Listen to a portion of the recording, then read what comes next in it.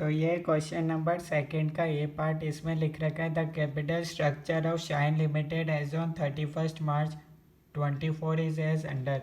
Equity share capital है 15%, preference share capital है, retained earnings है 13%, कन्वर्टिबल डिवेंचर दे रखा है 11%, टर्म लोन है। ठीक है, कैपिटल स्ट्रक्चर बता रखा है। आगे लिख रखा है एडिशनल इन्फॉर्मेशन में। ठीक है, एडिशनल इन्फॉर्मेशन पढ़ने से पहले अपन देख लेते हैं क्वेश्चन की रिक्वायरमेंट क्या है। सबसे पहले क्वेश्चन की रिक्वायरमेंट है इक्विटी शेयर कैपिटल निकालो, preference share capital, convertible debenture, retained earnings और टर्म लोन। ये 5 चीज़ें आपको निकालनी है और ये है 6 नंबर का क्वेश्चन। ठीक है, आप देख लेते हैं। एडिशनल इन्फॉर्मेशन में सबसे पहले लिख रखा है company issued 13% convertible debentures of ₹100 each on 1/4/23। 13% convertible debentures के बारे में ये रहा, इस पॉइंट के बारे में इधर बता रखा है। ठीक है, मैच्योरिटी पीरियड है 6 years. At maturity the debenture holders will have an option to convert debentures into equity shares in ratio 1:4, यानी कि 4 शेयर्स मिल जाएंगे at the time of redemption. ठीक है, द मार्केट प्राइस बता रखी है 31 मार्च की 25 है, ग्रोथ रेट है 6% पर एनम। प्रेफरेंस स्टॉक के बारे में बता रखा है रिडीमेबल होंगे after 8 years, currently selling at ₹150 per share. The prevailing default risk-free interest rate on 10-year government bonds is 6%. Average market risk premium. Average market risk premium का मतलब होता है RM माइनस RF। 8% दे रखा है, बीटा दे रखा है, tax बता रखा है और पर्सनल टैक्स बता रखे हैं। तो अब अपन इस क्वेश्चन को सॉल्व करना स्टार्ट करते हैं। ठीक है, यह है क्वेश्चन नंबर सेकंड का ए पार्ट। ठीक है, इसमें सबसे पहले आपको निकालना है के का मतलब क्या होता है, cost of equity share capital. ठीक है, इसके लिए आपने फॉर्मूला पढ़ा होगा D1 divided by P0 into 100। ठीक है, प्लस जी। इस तरीके से आपने फॉर्मूला पढ़ा होगा के का। ठीक है, पर यहाँ क्या हो रहा है, यहाँ D1 दे रखा है कि अपन देखते हैं पूरे क्वेश्चन में इक्विटी शेयर कैपिटल है या डिविडेंड के बारे में कहीं नहीं बता रखा। ठीक है, यहाँ भी बता रखा है डिबेंचर से वो कन्वर्ट हो जाएंगे लास्ट में। ठीक है, लास्ट में रिडम्पशन वैल्यू के बारे में बता रखा है। इधर यहाँ प्रेफरेंस स्टॉक है और यहाँ भी कहीं डिविडेंड है नहीं, तो ये वाला फॉर्मूला तो अपन यूज़ कर नहीं सकते इस क्वेश्चन के अंदर। ठीक है, अपन को कौन सा फॉर्मूला यूज़ करना पड़ेगा, K equals to RF plus beta RM minus RF। ठीक है, ये वाला फॉर्मूला के लिए यूज़ करना पड़ेगा। क्यों कर रहे हैं, ये वाला क्यों नहीं यूज़ कर रहे हैं, क्योंकि इधर डिविडेंड तो है नहीं, तो कैसे निकालेंगे। ठीक है, मार्केट प्राइस तो भले ही दे रखी है, P0 तो अपने पास है, ग्रोथ रेट भी है क्वेश्चन में, ये सब दे रखा है 6% है, पर डिविडेंड के बारे में यहाँ कहीं नहीं दे रखा है, इसलिए अपन ये फॉर्मूला यूज़ नहीं कर सकते। ठीक है, एक और फॉर्मूला होता है ये वाला। ठीक है, अब अपन इसको सॉल्व करते हैं। RF का मतलब देखो इधर लिख रखा है, RF का मतलब risk free rate of return कितना दे रखा है भैया, 6%। ठीक है, 6 प्लस बीटा की वैल्यू दे रखी है उसी लाइन में 1.54। RM minus RF, RM minus RF को एक और नाम से जाना जाता है, उसको अपन बोलते हैं मार्केट रिस्क प्रीमियम। ठीक है, मार्केट रिस्क प्रीमियम अपन बोलते हैं। RM माइनस RF का एक और नाम है मार्केट रिस्क प्रीमियम। यहाँ भी यही नाम यूज़ कर रखा है इन्होंने, मार्केट रिस्क प्रीमियम है 8%। इसका मतलब ये RM माइनस RF आपको डायरेक्टली दे रखा है 8। इसको आप सॉल्व करोगे तो आपके पास आ जाएगा 18.32%। पहला पार्ट अपना सॉल्व हुआ, के अपन ने निकाल लिया। यहाँ तक आपको कोई डाउट है तो आप कमेंट्स में बता सकते हो, कोई भी चीज़ समझ में नहीं आए। ठीक है, नेक्स्ट पार्ट में बोला है भैया प्रेफरेंस शेयर कैपिटल निकालो। प्रेफरेंस शेयर कैपिटल में 2 चीज़ें अपन देखते हैं, क्या वो रिडीमेबल है या इरेडीमेबल है।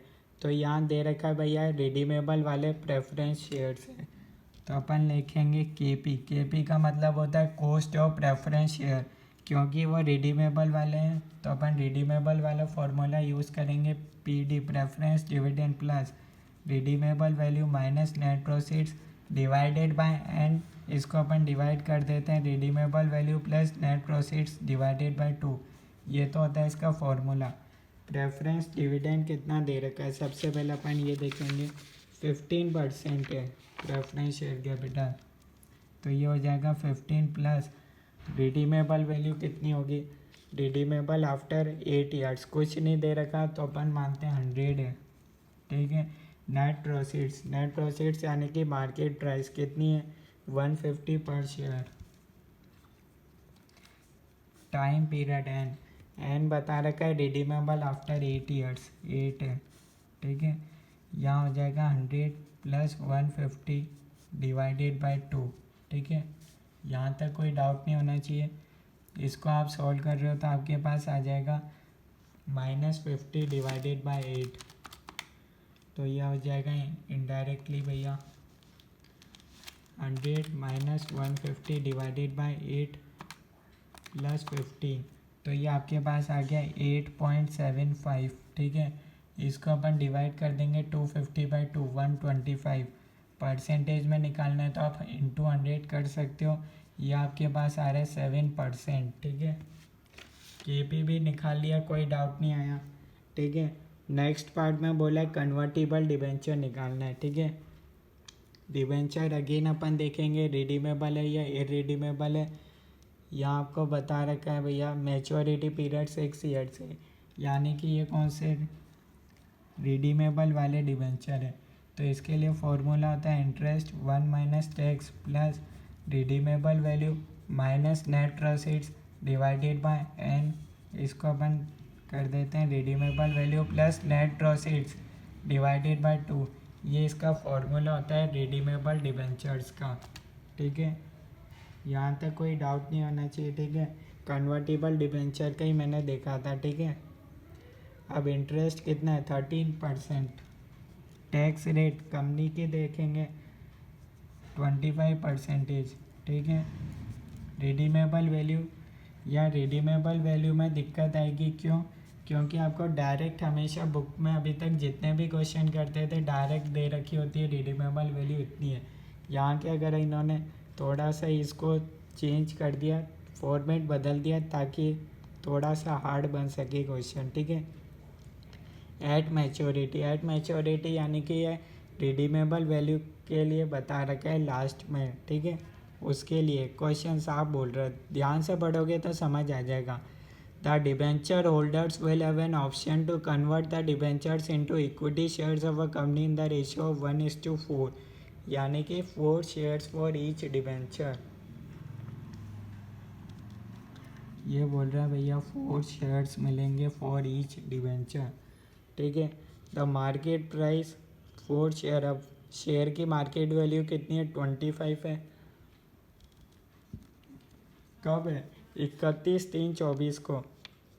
पर अपन रिडीमेबल वैल्यू में कब की देखते हैं 6 साल बाद, आज से 6 साल बाद की मेरे को तो चाहिए होती है भैया मार्केट वैल्यू शेयर की, तो उधर डायरेक्ट हो जाता है ना 6 साल बाद की मार्केट वैल्यू इंटू 4 शेयर्स दे रहे हो, ठीक है। पर दिक्कत ये यहाँ पे ये है कि भैया आज की मार्केट वैल्यू अपन को दे रखी है, 6 साल बाद की नहीं दे रखी है। और रिडम्पशन वैल्यू में अपन कौन सी लेते हैं 6 साल बाद की। तो इधर इसके लिए अपन को दे रखा है भैया ग्रोथ रेट है 6% पर एनम। तो अब अपन को यहाँ इसको आज से 6 साल बाद के लिए करना पड़ेगा 1 + 0.06। इधर 6 इसलिए लिखा क्योंकि भैया मैच्योरिटी पीरियड में लिख रखा है 6 ईयर से, अपन को आज से 6 साल बाद की चाहिए। तो अब ये आप कर लो 1.06 इंटू इक्वल्स टू का साइन 5 बार दबाना, 1 2 3 4 5, 1.418 आएगा, ठीक है। 1.418 इसको आप सॉल्व कर रहे हो तो आपके पास आ रहा है 1.418, ठीक है। इंटू 25 कर दो, 1.418 को 25 से कर दो तो ये आपके पास आ जाएगा भैया, इतना सॉल्व करोगे तो आपके पास आएगा 35.45 इंटू 4 कर दो, 141.8। ये है आपकी रिडम्पशन वैल्यू।